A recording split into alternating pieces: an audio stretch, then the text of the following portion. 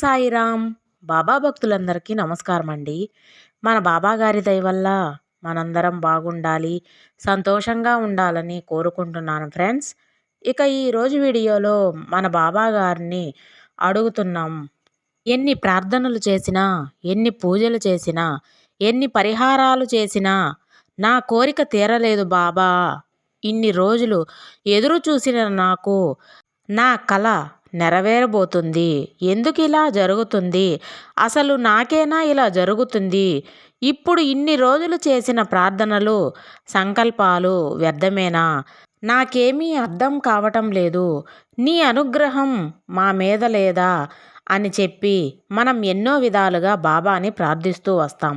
అప్పుడు మనం కోరుకున్న ప్రార్థనలన్నీ తీరవా అని అయితే ఎలా చేయాలి? ఏమి చేయాలి? భగవంతుణ్ణి ప్రార్థించాలా వద్దా అనేది కూడా మనకు మనసులో ఒక సంకోచంగా ఏర్పడిపోతుంది. దీనికి సంబంధించిన ఈరోజు బాబాగారు కృష్ణ భగవాన్ చెప్పిన ఒక మంచి వివరణ అనేది ఒక కథ రూపంలో మీకు షేర్ చేస్తున్నాం. ఒకరోజు అర్జునుడు నది ఒడ్డున నడుచుకుంటూ వెళుతూ ఉంటాడు. అప్పుడు అర్జునుడు కృష్ణుడి దగ్గర ఒక సందేహాన్ని అడుగుతాడు. కృష్ణ, ఒక భక్తుడు తన వల్ల ఎంత అవుతుందో అంతే ప్రార్థిస్తూ ఉంటాడు, అంతగా మొక్కుతూ ఉంటారు. కానీ అతని కోరిక నెరవేరడం లేదు అంటే అతను ఎదురు చూసే ఒకటి అస్సలు దక్కలేదని, పొందలేదు అంటే ఎందుకు? ఆ కారణం ఏమిటి? ఎందుకు ఇలా జరుగుతుంది? అలా అయితే అతని భక్తి ఉండిపోయినట్టేనా అని ప్రశ్నల మీద ప్రశ్నలు వేస్తూ అర్జునుడు శ్రీకృష్ణుణ్ణి అడుగుతాడు. కృష్ణుడు బదులు చెప్పకుండా చిరునవ్వు నవ్వి పక్కనే ఉన్న ఒక వీధికి తీసుకువెళతాడు. ఆ వీధిలో ఒక అంగడి అనేది ఉంటుంది. ఆ కొట్టులో అమ్మ, కొడుకు వస్తువులు కొంటూ ఉంటారు. ఆ కొడుకు చాలా మారం చేసి అమ్మని ఏదడుగుతూ ఉంటాడో చాక్లెట్, ఐస్ క్రీమ్ ఇలాంటివి అడుగుతాడు. కానీ వాళ్ళ అమ్మ పండ్లను, తినుబండారాలను కొనిచ్చి తన కొడుకు ఏడ్చినా సమాధానం చేసి ఊరుకుంటుంది అని చెప్పి తీసుకెళ్ళిపోతుంది. ఈ సందేశాన్ని కృష్ణుడు అర్జునుడికి చూపిస్తాడు. అర్జునుడు, అదేంటి కృష్ణ? అవి జలుబు చేసే వస్తువులు కదా, శీతలం వస్తువులు కదా. ఏదో చిన్న బిడ్డ అడిగాడని కొనిస్తే ఆ బిడ్డకి కొంచెం ఆరోగ్యం దెబ్బతింటుంది కదా, అందుకే ఆ తల్లి వేడి చేసే వస్తువులను మాత్రమే తీసి ఇచ్చింది. ఆ పిల్లవాడు ఆరోగ్యం దెబ్బతింటే ఆ తల్లికే కదా బాధ, కాబట్టి ఆ వేడి వస్తువులను మాత్రమే ఇస్తుంది అని చెప్తాడు. అప్పుడు కృష్ణ భగవానుడు, అదే అర్జునుడు అలాగే భక్తులకు ఇష్టం అని వాళ్ళకి బాధ కలిగించేవి, ఆపద కలిగించేవి ఎలా భగవంతుడు ఇస్తాడు? వాళ్ళకి మంచిదా చెడ్డదా చూసి మాత్రమే ఆ భగవంతుడు ఇస్తాడు. ఒకటి అతనికి జీవితానికి మంచిది కానప్పుడు ఎన్నిసార్లు అడిగినా సరే ఎలా ఇస్తాడు? ఎలా అడిగినా తనకు ఇష్టమైనా సరే మంచిది కానప్పుడు ఇవ్వడు. అతడు ఇచ్చేది ఏది అని భగవంతునికి తెలుసు. కృష్ణుడు అంత వివరంగా చెప్పి అర్జునుడు మౌనంగా ఉండేది. మరొక సందేహం కృష్ణ, అయినా భక్తునికి ఒక నిరుత్సాహం, మోసం అనేది చూపించడం సరికాదు కదా మాధవ అని మరొక ప్రశ్న అడుగుతాడు.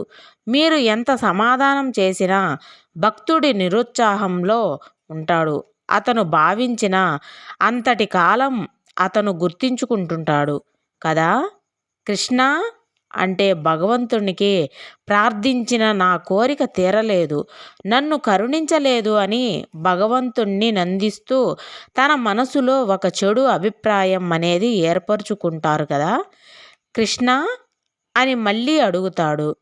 అప్పుడు ఈ ప్రశ్నలు కూడా మన కృష్ణుడి దగ్గర సమాధానం ఉందండి.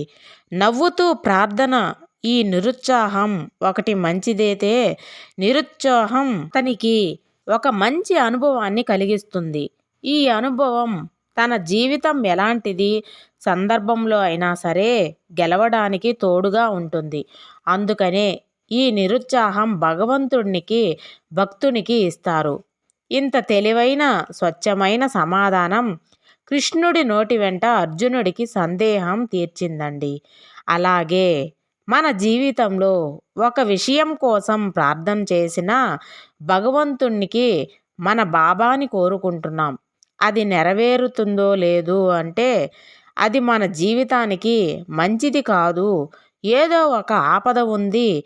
మనకు అది కష్టాన్ని నష్టాన్ని కలగజేసిందని మాత్రమే భగవంతుడు ఇవ్వడు అని గుర్తించుకోవాలి. మనకు మంచి ఏదో అది మాత్రమే భగవంతుడు చేస్తాడు.